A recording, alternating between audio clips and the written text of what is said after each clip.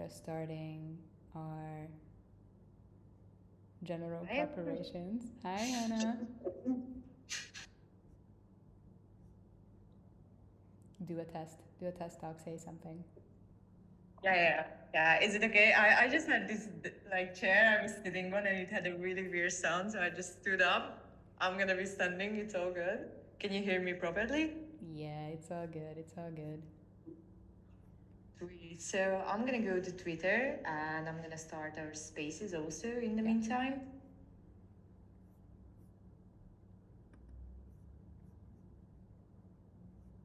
We're also doing a recording for this community call. So I also started that just now, just so you guys are aware. Yes. I think I just started. I think I just started Twitter also. So hi everyone on Twitter and hi everyone on Discord also. We are broadcasting, multitasking, which is exciting. Yeah, we like had to strategize with Hannah, who records, who has then the ability to type in the text channels on our computer so that it doesn't get into the audio, who does the Twitter spaces and all these other funky stuff. But we're well settled. If you'd like a rundown of the setup, we're more than happy to do that in the chat later. We'll take one more minute to summon everything and then we'll get started.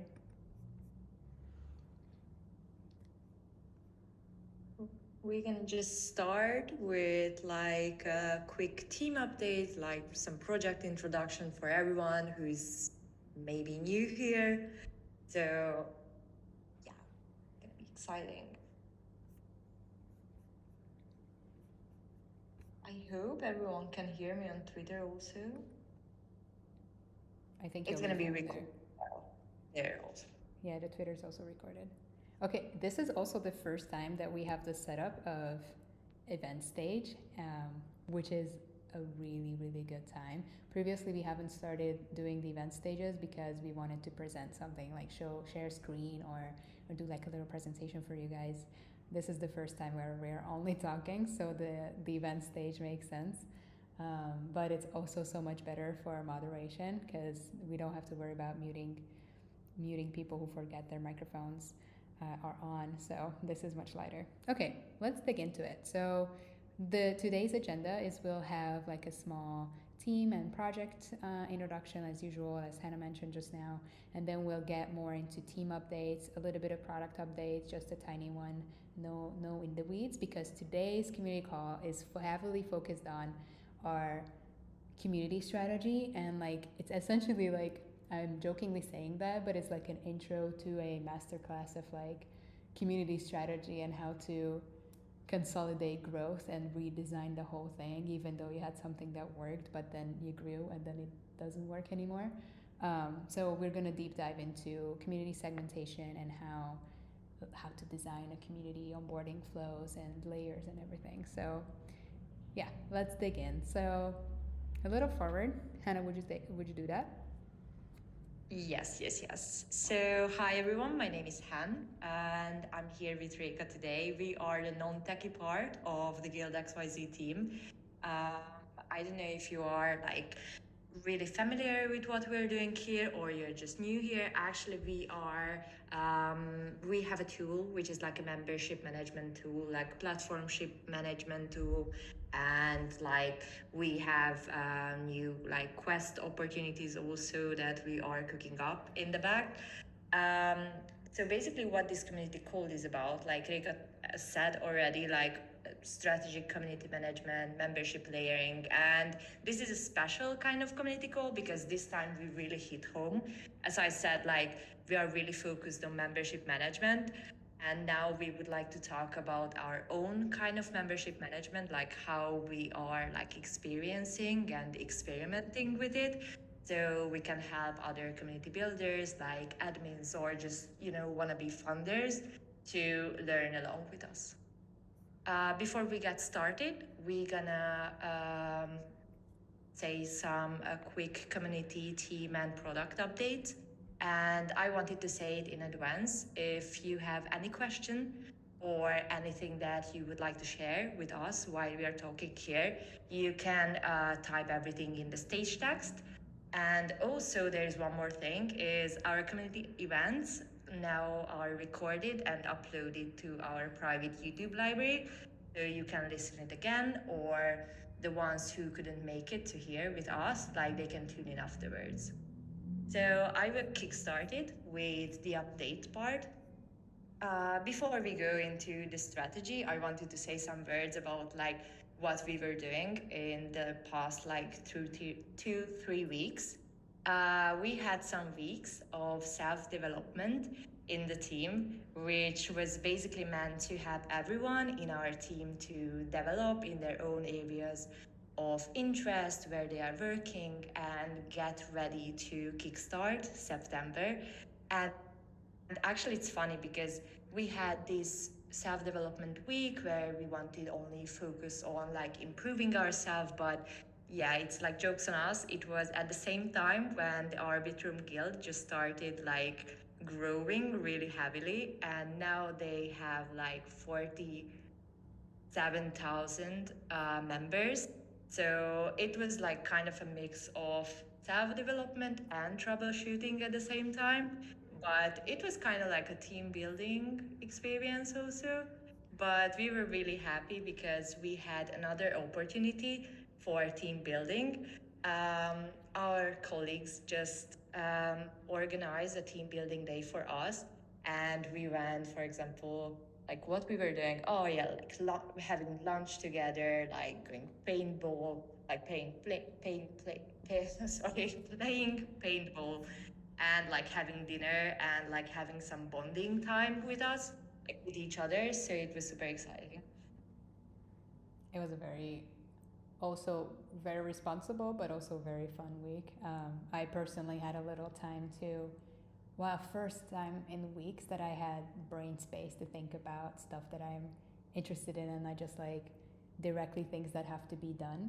So I highly appreciated it, even though we had to like be really, really on the tip of our toes to be able to handle the growth that was happening at the same time. So it was great. Also, Han, you just reminded me that I forgot to introduce myself, and there's a lot of new folks here. So I'm Reika, I'm the non-technical co-founder, and Han and I usually host these community events at least once a week. But we took the last 2 weeks off of events just to, just the self-study that she just mentioned. So I'll dig into the product updates right away so we can get moving towards community strategy, which is the fun part of today. So this in August we had a great big campaign that we prepared for so long, and a big new feature set launch. We kind of launched this feature set together that establishes Guild as not just like token gating for Discord anymore, but as a platformless membership infrastructure, or platform share, like a tool that enables platformless memberships. And with that, we had a bunch of new integrations. I'll paste the link of our article talking about that in the chat in a little bit if you guys haven't seen. There, all the new features and everything are going to be listed there if you're interested. So we're not going to go like way deep into it, but the core idea is that now you don't only have on-chain elements as requirements for your roles, but also off-chain things like a special emoji in your Twitter name, or somebody following somebody as a requirement to get a role. So that was super interesting to launch that. Luckily, it went really well, which partially contributes to this growth that we're consolidating right now. And more guilds, which was I was very, very happy to see that more and more guilds started using these multi-platform guilds, which came with our latest integrations. So not only that you can have off-chain and on-chain requirements set, but you can also have different types of rewards. So you could have not only access to a Discord channel or a Discord server or a Telegram group as a reward for getting a role and satisfying your requirements, but also access to Google Workspace and all the files and videos and everything that's there. And also we have another integration to GitHub for accessing private repos. So more and more guilds started using that, which is super exciting. And we're very happy to be out there with this new release. And one other thing that we kind of low key launched, we haven't really talked about it officially outside of the confines of this server and into you guys and to some partners that we talk to on calls. But we do have the POAP native integration that we've been using to distribute POAPs on these calls for a few weeks now. And there's a new update on that. Hannah, if you want to say a few words about it. Yes, yes, yes. So as Rika mentioned, like more and more guilds, like more and more communities were making like multi-platform guilds, and they just started using like all these latest integrations and also these new features that we just shipped to the public, such as the POAP drop feature. And now we have another improvement with the POAP drop feature, which is POAP monetization. And basically, it's like a multi-chain monetized badge dropping to the communities as rewards that they can use then afterwards. They can use it as like requirements for those rewards. And basically, this like monetization part is an optional step that you can set up when dropping a POAP. This feature it works on 5 different chains, and it's multi-chain, and on one chain there is like the option to set up multi-currency. So it's not only you can set up like multi-chains, but also within one chain you can set up like different kind of currencies. And also there is one more thing that I wanted to mention regarding to the monetized POAPs is that, for example, when you're setting it up and you are at the monetization part, if you have Gnosis safe on that chain that you just chose, it can be displayed. So then you're gonna see that like, yeah, we've detected that you are the owner of it, and then you can use it for more secure payments. So it's like an extra security for you for using it. This is what yeah. That sounds mad comfortable, as opposed to what we've been doing before for POAP drops and POAP distribution. And especially that this paid feature has never seen before. So this is a native integration that we're very lucky to be trusted by the POAP team to do officially through Guild first.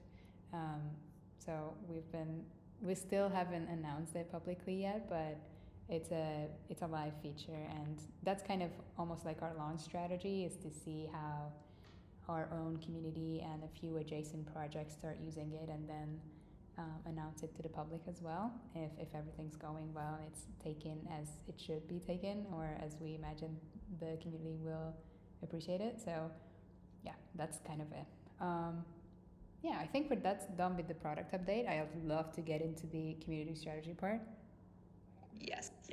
Let's do it. Okay, so I structured this in a little bit of like, so we are not going back to the day one things, but I'd like to give a little status update and look back what happened over the summer a tiny bit. So in July, specifically on July 4th, we had around, that's just because that's in the analytics, but it doesn't matter. So like in July, we had 4,700 members in our Discord server, which was pretty good. That was a very sweet spot. Communications were going really well. We had time to reply to everybody, support everybody. It was really nice. We loved that. We loved that number and size. And then right now in September, we're over 16,600 right now, which is more than tripling in less than 2 months. It's insane.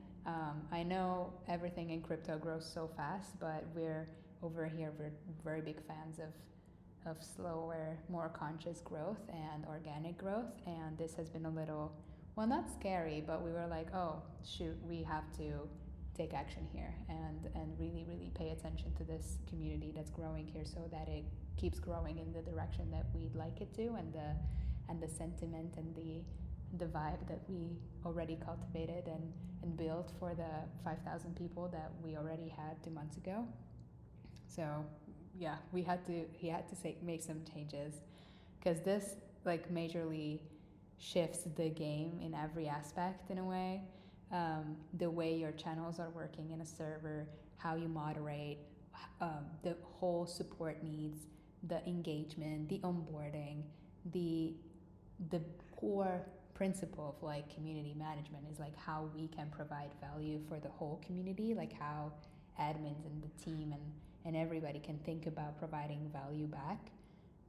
It changes so much with the tripling in 2 months. Like it's very rapid growth for that, and I'm seeing some disasters out in the crypto space where communities have grown terribly fast. Obviously, like way more than this. This is still like a fairly small sized community, but still large growth for what the numbers that we've been used to.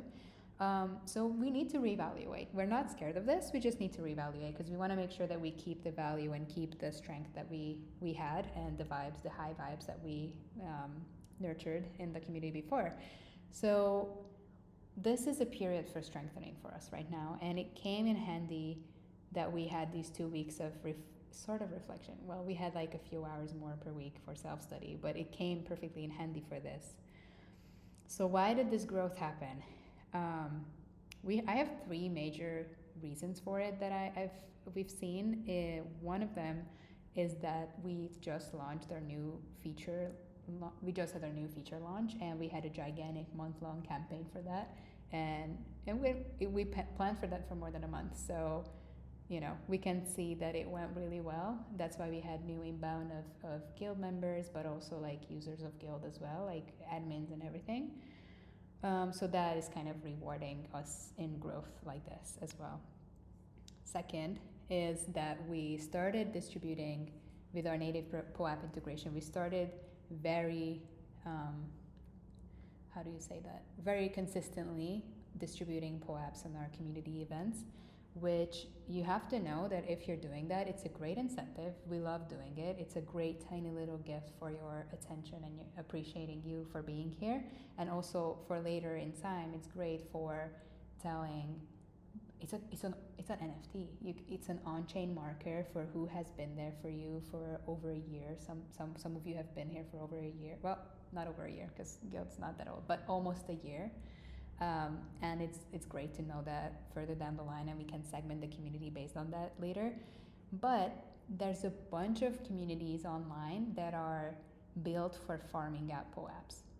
I have no idea what their motivation is. They're willing to do so much for a free NFT that has no financial value. Well, not directly for sure. And we've had a very big inbound of those communities. We have seen and heard how our events and the link to our Discord and everything has been shared in these POAP farmer groups of thousands of people from all over the world. So we've received a big inbound from that. The third thing is also because we onboarded some larger communities to Guild, and they have their own guilds now, like Arbitrum, SyncSwap, Project Galaxy. They have more than 30,000 members in each of these. And they brought us new members to Guild as well, which is interesting because they're not that organically not our niche as well. So that's been an interesting mix to see. So we definitely ran into problems that occurred over these last 2 months of growth. While it was still a little bit slower, it was okay, but I think there was one major growth in the very beginning of August. We had, I think, almost 10,000 people came in 2 weeks, which is gigantic, and it required a lot of support. So what's the problem here? Because we're very grateful to have grown this much and that everything is going pretty well. Why do we see this as a problem? What's the actual problem here? So we have this new type of audience who a lot of times they don't know anything about Guild, or sometimes they don't even know what server they're in. So they're pretty lost and require a lot of support for every tiny little thing. Most of the time, yes, I'm gonna incorporate your quote from there. Ask for a quote a little bit from you. So most of the time they don't even speak English either, which it's fine, but it's making support way harder to understand one another. And they're here only either for a reward or get a support about some things that are not guild territory at all. So like something very out there that's not like our responsibility to answer that, like something about a very different project somewhere. So we have some very interesting questions, and Hannah, you sure have some interesting stories about the randomness of questions that we're getting or we've been getting from these new um, members. Oh my God, I love them. Like I have so many like weird stories What's your about it. favorite? Like for example, we had one when like someone told us like our community manager is not good, so he just wrote his like email address so we can contact him. So he was like, you know, attacking me. So yeah, and Interesting. one more funny thing about it. It happened like few days ago. Like the support is like a lot, like a very big chunk of the support is on like Johnny and myself. And once we got a ticket, which like it wasn't really English. I don't know what was it exactly, because it wasn't kind of like Google Translate. I don't know. And I just got this ticket and I was sitting next to my friend who is like not working with us, and I just showed her this ticket, and it was like a sentence, and I just asked her like, listen, like, can you understand what this user wants? And she was like, no, she has no idea. And I was like, you know what's funny?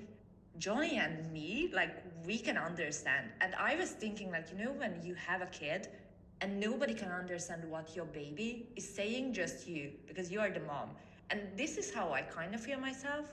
Like, we totally understand what they want after, like, reading all these tickets, you know? You know what I mean?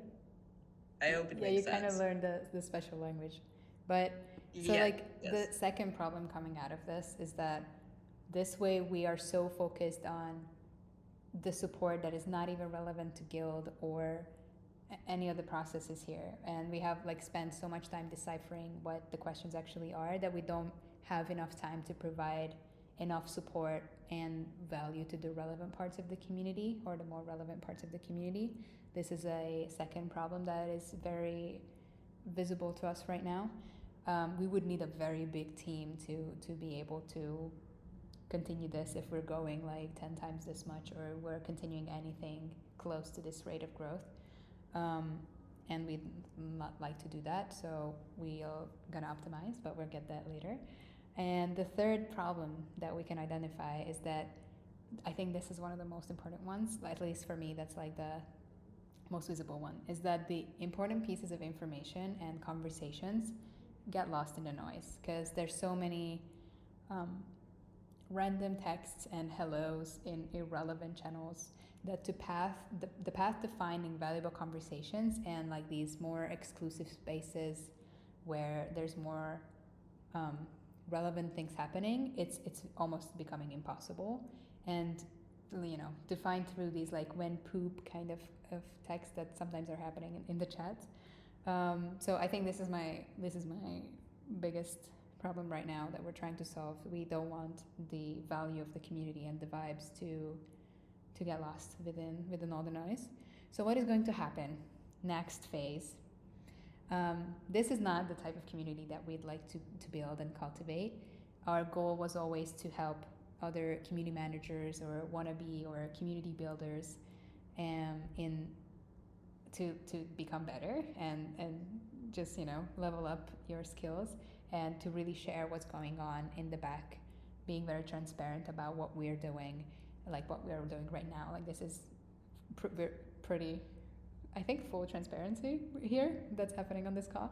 And we also really want to help build this very curious collective of folks that are driving the development of the coolest access management product out there that is Guild. So we're very passionate about keeping the culture and keeping the community very, very close to one another. That's high priority for us.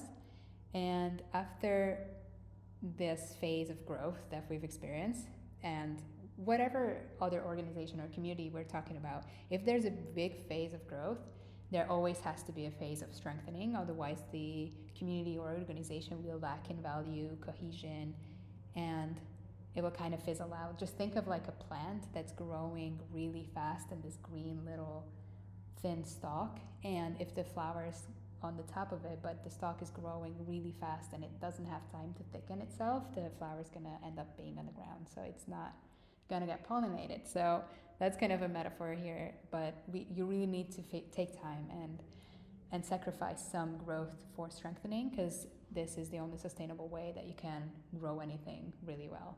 So we're taking that right now, and the first step of that is reevaluation. It's kind of what I already went through here with like, what's the problem, blah, blah, blah, blah, blah. But we really have to, and you, whenever you're doing this is where it's getting a little bit step by step. So if you'd like, you don't have to take notes, because I'm gonna probably write a thread about it, but it's also recorded, so you don't have to worry about it. But so like the step by step of first step, reevaluation of what your core values and what the community's core values are, what type of community we'd like to be together, what is our goal at the end of the day with the community, us personally as well, and how, like for us, it's like culture is one of the first most important for us in our IRL organization and in our online organization as well. And it's so important for us how the community feels and feels everybody. How does everybody feel in the community, and how the whole thing feels as a collective. So that's the first step for us, and I think that's generally the first step. So reevaluation. Second step is reprioritization. And reprioritization, I mean, based on what you've identified in step one, really take how much time you have and all the like excess energy and time you can turn into making this better, and really discover and reevaluate your responsibilities towards each other in the team, each other in the whole community, and kind of like define and reprioritize where the core value exchanges happen and how they happen. And this goes into our third point, which is this gigantic and massive reoptimization.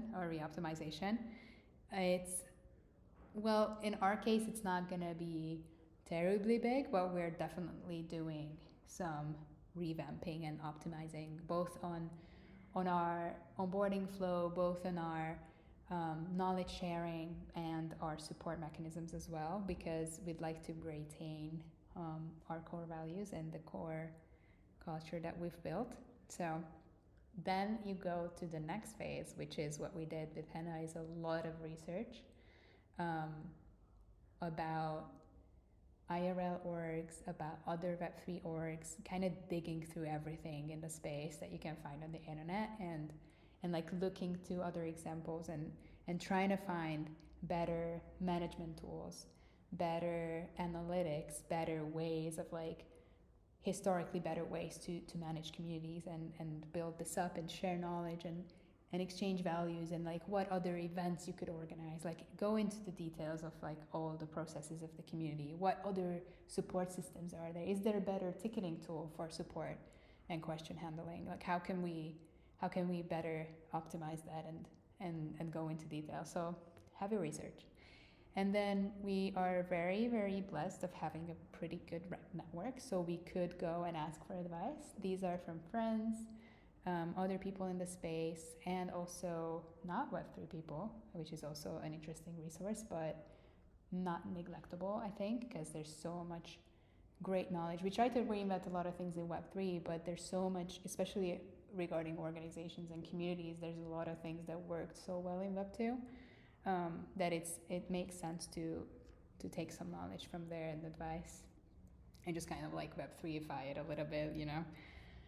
And then we came to our final step, which is essentially, I think, almost the hardest that Henna and I did, is like a step-by-step, multi-hour long session series where we sat down and we went through all of that we reevaluated, we identified the problems and what researches we found, like what is our takeaways from everything, and kind of taking it step by step and going through and redesigning and reoptimizing everything.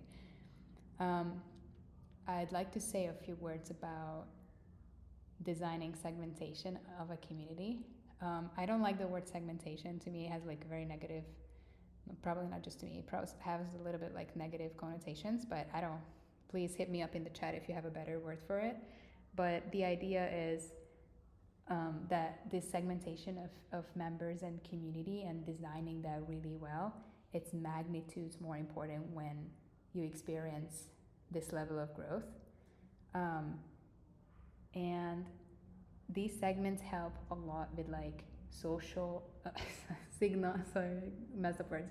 So it helps. These segments help a lot with signaling unique interests and journeys and favorite things of unique members based on-chain and off-chain stuff, so that people can find others with similar interests and form way better relationships within the community, and also so that the admins or team or whatever that is in the community can have a way better and easier time providing more valuable and more accurate spot-on events and opportunities for the members of the community. So like every layer of the community gets their share of value, events, knowledge, and everything. So like segmentation or like membership structures, membership layers, they're so important. I cannot emphasize this enough. And I know this is very, very on brand for us, because that's essentially what Guild is doing, or Guild is empowering and automating and making nicer. So that is how we came to this process of, I don't know if you know the phrase of dog fooding your own product, but we're essentially like taking Guild to the max right now and figuring out everything, how to use Guild the best way possible, and kind of like utilize everything that we can do with it. So that was my ramble about what happens right now, and we can go into the points. Hannah? Yes. I'll take from here. So as Rico said, like how we were evolving, and actually when our community started growing and our whole like collective purpose like evolved, we do realize that we need to level up and upgrade our current strategy. And we identified the issues, the current struggles that were mentioned before, and figured out some like potential solutions for that, like what we are experimenting now, what we're planning to do right now. The first one is community layers. Basically, our big question was like how to grow the community without losing its value and the sense of connection between people, like without losing its like gravity, like we can say like the force of attraction. And we do realize that like our current membership layers are not suitable for this post-growth threatening phase, and even our server setup is like not the perfect like match for this. Like jokes on us, membership management tool, you know. Yeah. And like our solution was for that, and then I'm gonna give you the words. For that is like identifying basically like who is here in the community and why. So finding like the user personas, identifying them, and then the purposes. Yes. A little bit more elaborating on that. So like personas sound very marketingy and very Web2y, but it really helped us to figure out who and why is in the community. This goes back to how does this align to what we want the community to be like, and also this is the basic of the segmentation that I just talked about, of like, do I even know my community? And then if the answer is yes, which is yes right now, but how do we create this like membership funnel where there's enough and healthy and easy to follow branches into sub guilds within our big guild, so that everybody who has different reasons for being here finds their little spot and feels comfortable and feels welcomed and finds the value that they're looking for. This is a pretty hard task. It requires a lot of like assessment, but once you find out, I think we identified quite a few directions or branches of the community, but we essentially at the end of the day developing this understanding for the personas really helped us to formulate. I think we have 4 layers right now within what we already started planning. We call this like a pick your path journey within the guild, We might rename that. I don't know. It's not trademark yet. If you, I don't know. So it's not trademark yet, but we like really went through everything and we identified like four different layers of involvement, interest, and different types of personas and what type of value that we need to provide for them over the months and weeks and years, um, and how we can better work together and communicate with each other.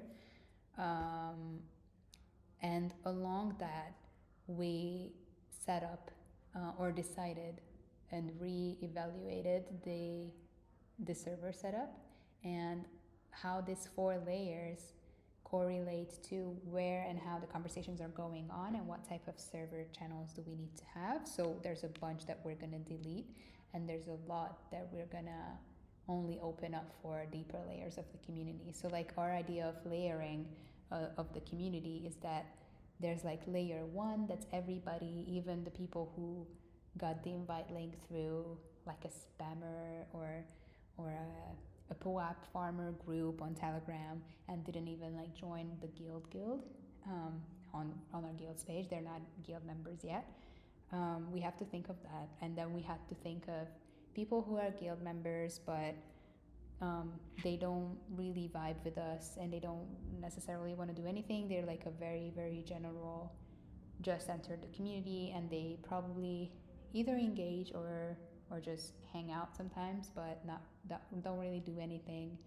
But there's also folks that vibe with us a lot and still don't go further, just the general type. So like for that, a few engagement types could be the new like a newcomers recurring event, like a newcomers call, the general community events that we're doing right now, and even like the ones that we started with Hen started with some of you, is the community stand-ups.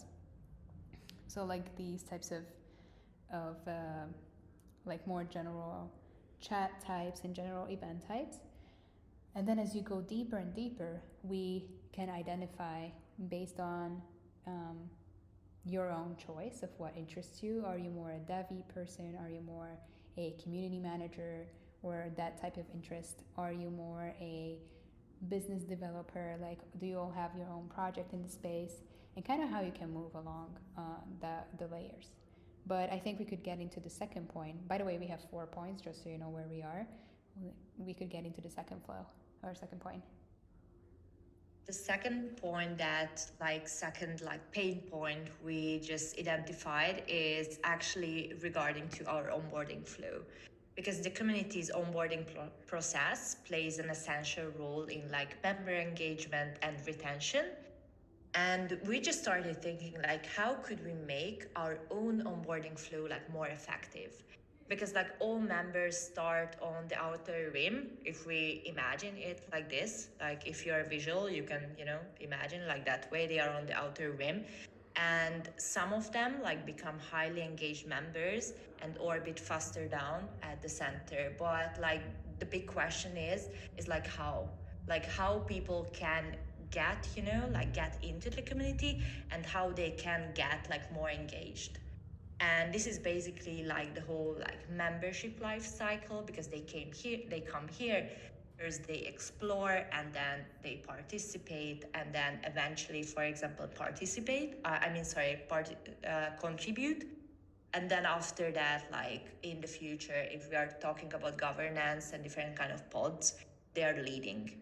But it's basically on us as community builders, like how we integrate these into our strategy, and like how important it is to provide the informations for everything that's regarding to like how they can get more involved, what kind of events they can participate at. And it's coming to the third point, but is there anything else, Rika, that you want to add to the second point? No, maybe like a different way of putting the same thing, but of like onboarding flow in general means that you as a builder have to think about what Hannah just kind of said. I'm just rephrasing if that makes more sense for some of you, is that you have to think about the different personas and different levels of knowledge and interest and even language, as we see right now, and when they arrive to the gates of your community and did the first little onboarding experience of like getting there, seeing the channels that they see, what type of experience do you want them to have, and then how do they see and know what to do moving forward? Because there's definitely depths of that community that they enter into, but they also have to know that there's depths to that community.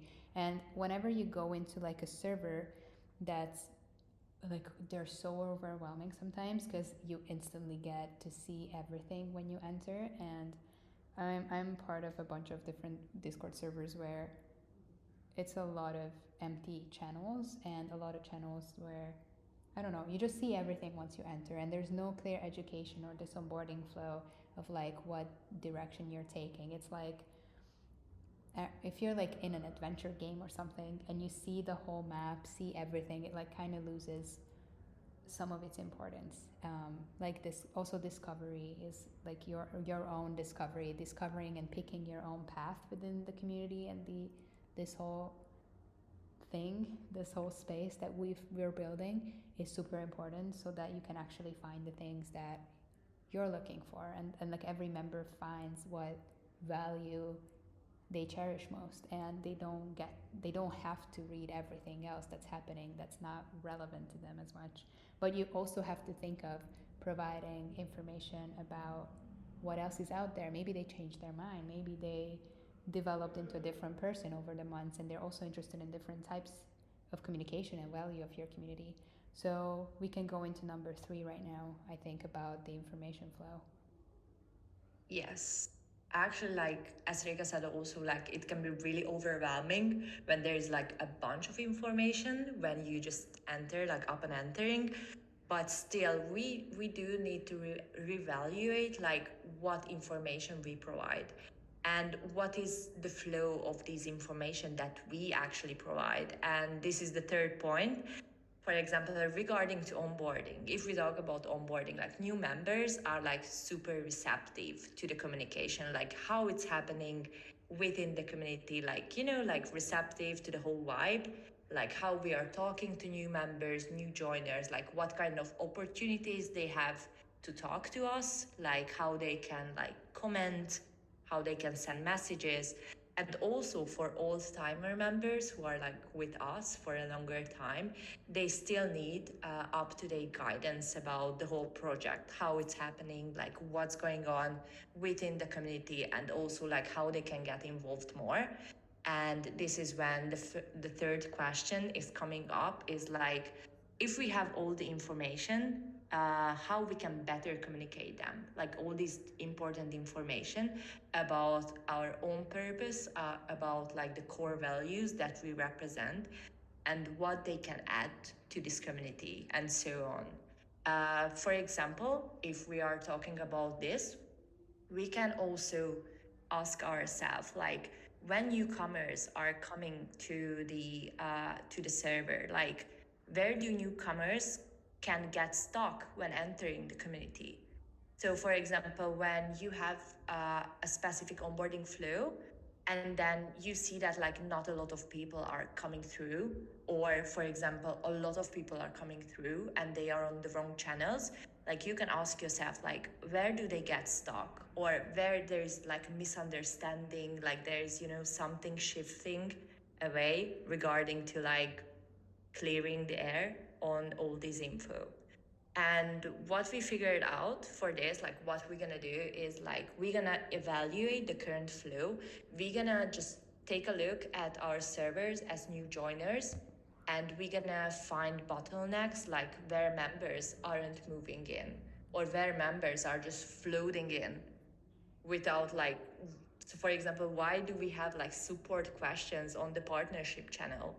And this is when layering is coming to the space, is like, because maybe they shouldn't even see the partnership channel, like then how we can, you know, like divide them. And this is when you got to take the action and have like new joiner sessions and all these things where you can like give them that like initial guidance, like how they can start. Yeah, and as yeah, we just have to be super clear to in communication, even though a lot of like irrelevant or just noisy communications happening in different channels. We have to make sure that to keep channels safe and keep the path clean of how you can explore, get more knowledge, and get better into the groove.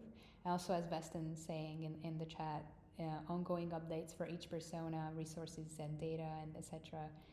Fully agree. So like on a recurring basis, we'll have events and we'll post things that are relevant to that layer's communication and communicate all the knowledge that they need to know.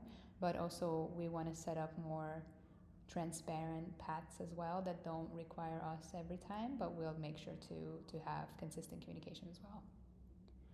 And I don't have anything to add to the information flow. I think we covered that pretty well. But number 4, this is very much your field though, and Johnny's field is support. So I love, yeah. I'll ask the question here. Our question here is that it was so overwhelming, and then you can elaborate on this because it's pretty fun. Support means more things. Since we're a product community, there's a bunch of support going around our product specifically, and there's a lot of support that's going around our like communities. So like the community is Use Guild around their products, which are adjacent to Guild, and we still feel kind of the responsibility to help in that, even though we might not be fully aware of everything that's happening in their communities, but we try to support that as well. And there's also the third level of support that only appeared in bigger quantities in this like growth phase, is the very irrelevant or not understandable type of support. And we got so much of that. Huh? How beautiful you said it. Thank you. Okay, elaborate. So we had to figure out how we're gonna do this better, because if we're growing at this rate, fully live manual support is not gonna cut it. And also support that's spreading across all the channels. So because people who come in only for support, they just jam it into the general chat or in our partnerships channel and kind of like, I don't know, making a mess out of it. How do we automate this more? If so, how and with what? Do we still provide live support and scale that? And kind of like the questions around this. So I'll give it over to you. Yeah, so actually this is my ultimate favorite like part of like this whole community building currently, which is like support. And like Johnny and myself like having these brainstorming sessions about this really big question of like automation versus live support. And we just got some like problems like discussed. For example, the first one is like when users come a bit blindly and spamming everywhere, and like how we should manage it. Like, should we like set up an automated support? Should we have like automated QA bot, or should we have like a guidance by a bot, which is like giving you like automated answers and then the opportunity to open up a ticket? Because it would be like less time from us and like having like more clear channels on our server. But like, would it be effective? Like, would it be really something that our users need? Actually, this is what we are like currently thinking about. And the other one that we are like working on is like the communication part, because we were thinking about the QA bot and we were thinking about the ticket bot, but like how we should divide ourselves like in terms of communication, if it makes sense. It's like, if we are trying to keep up, for example, we are talking about live support, like how we should like guide this whole live support, because it's the two of us against like 15,000 people, and it's like we cannot do this on ourselves. But then like, should we have like contributors with ourselves, like should we have like live support from others, like for example moderations in our server. But it's the next step that we are considering, like having contributors. But when we are talking about contributors, there is another question, which is transparency. And we found this, like if we are talking about tickets, transparency can be the key. Because if we have like different kind of like moderators, like which would be like a decentralized kind of like work, like having ticket bots would give us the transparency, for example. Like what? And regarding to this, now like I just told you everything. Like I had these thoughts, like what we are like brainstorming about. But actually, like for all these questions and all these, like what if, like the exact thing, like what can we do is categorizing all our current processes like we do to support everyone. So categorizing by which ones can we automate and which ones are the ones that require like live support.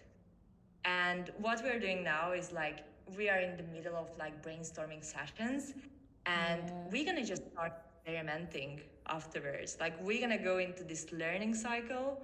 We're gonna figure it out. Yeah, and Hannah and I have been through, I think overall so far around 10 hours of sessions of working on this in the past 2 weeks.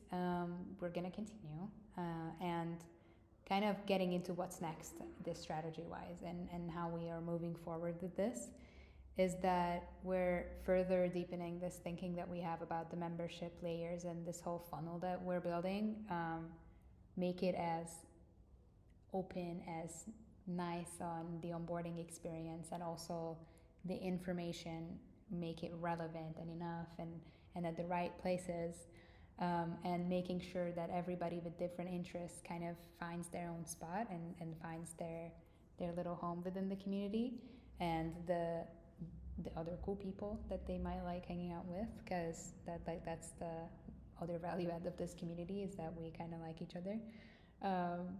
And with this, we're gonna do like new gated categories in the server setup. We're gonna change it. We're gonna do token gated, or well, guild gated, guild gated categories, channels with new requirements. We're also gonna introduce a very low barrier, but still half a brain is needed to complete it, type of task to become a member and see the general events. Kind of what we thought is that the person who comes to our channel needs two things: is join our community, or they instantly just need support. So moving forward from that, will require a tiny low barrier task, which is kind of similar to the verification processes that you might be used to on other servers. And then as the funnel is finalizing and becoming more mature, we can host specialized events and workshops for different types of interests, and just figure out how best we can provide value for everybody in the community, and how we can best have conversations around this. And there's also going to be opportunities to go deep enough and have like even closer relation. We're pretty available all the time, but as like a team, and the community itself, but there's going to be opportunities to get more intertwined and have like one-on-one sessions with the team later on. And also what the roles we started with our quest, part of our big campaign and new feature launch, we started our quest, and we have, let me actually check exactly how much, but we started 2 new roles within the community: Guild Grower and Guild Maxi. Kind of Guild Grower is to demonstrate the Twitter integrations. We have 2,000 members with that role, supporting us on Twitter, and then they have the special role within the community, and they have a special channel. Guild Growers have a special channel in the server right now, which I think is going to stay, but we might reevaluate that with Hannah. And there's also the Guild Maxis, who the core proposition of a Guild Maxi is we wanted to establish a role finally that's kind of like very community interested people who like Guild a lot and will like to continue supporting us in any way possible. And for them, we're continuously doing new tasks to remain Guild Maxis. Kind of, for a way, it's like they're not difficult tasks, but they are very essential to showcase our integrations because they're obviously here for mostly because of the product. So this is a good way for us to kind of like very early show them our new integrations. And like the task could be super simple as it was like follow us on Twitter, put an emoji in your name, whatever, but also more difficult of like showcasing our CoinMice integration, or like the next path is going to be, or the next task is going to be around like education a little bit, and showcasing an integration for them around that. And kind of more why having these specialized roles. And even if these are side branches in your funnel, like the Guild Grower, we consider with Hannah kind of like an upper, well, how is it upper? Like a layer 2 level role. Yeah. Yeah, like kind of like not like a very difficult role to get, but still kind of trying to be more than just a general member type of role. But even if it's a side branch, why these are important is that the Guild Maxi group that we have in our Telegram and the Guild Grower Tavern that we have, it's a channel in our server, these remained kind of like safe spaces for communication even with this big growth, because they required a tiny bit more effort to get into. And these like showcased us how like protecting conversations is valuable. And these don't mean that these are fully exclusive groups. You can for free get into them, and with a little bit of like elbow grease and probably like 5 minutes of activity online. But these are still, not everybody makes the effort, which makes it super nice for actually having conversations that people that really want to be there. And I don't know, it just makes it more valuable. So I'm highly for the segmentation part of like everybody with their interests, but also this like depth of the community is super essential. Yeah, so there's going to be a new task for the Guild Maxis for some of you that are healed. I'm going to post it out on Friday. I'm going to give a heads up again in our group 24 hours before that at least. And we could get into like closing thoughts. We're coming around an hour. Yeah, let's wrap it up. Yeah, let's wrap it up. You guys have been more than patient. I love how that's almost 600 people in the Discord there. I don't know how many do we have in the Twitter Spaces? Twitter Spaces. Oh, we have a few. Okay. I cannot see the number, like how many like tuned in, actually, but we have a few here also, and it's kind of intimidating because every time we are talking about community goals, I'm saying like the first call that we ever had, it was like 18 people, and I think 10 people were like our team, kinda. I don't know if you remember, it was in March, and now we are talking around like 500, 600 people, which is like, hell yeah, you know, it's crazy. So let's wrap it up real quick. Actually, like the takeaways that we want to say, it's like there's a big difference between managing a community versus like becoming a community strategist. And when you are a community manager, you have to aim for like going from doer to real strategist. To reevaluate, because reevaluation is a key. Because your community is evolving, and so does your strategy, as it should be. So this is a really big takeaway. So we cannot like tell you exactly like how to do it. We cannot tell you like the blueprint, because a blueprint is different for every kind of community. So it's really hard to tell what to do. So we are experimenting, and we are noting everything down. We're gonna write different like articles on like how we are doing it, what we were experimenting with. So yeah. and kind of like wrapping up what's next. We're always happy to connect, and we're almost always available for questions and more thoughts on this. Guild community remains this collective of founders and community managers and builders and admins, or like just everybody who's interested in this field. And we'd like to keep that culture going that we've established. The Guild Quest is continuing for the Maxis. We'll probably introduce different roles later as well, once we figured out how to do this better and faster and what makes sense for different roles. Right now, we're only continuing the Maxis on there. And on the product side, for the next 2-3 weeks, we're based on the growth that happened. We're really focusing on fixing everything and kind of strengthening the product as well, not just the community, and making sure everything's stable, scalable as possible, because we're expecting / planning even bigger growth for the rest of the year and the second half of the year. Yeah, I think that's it from my side.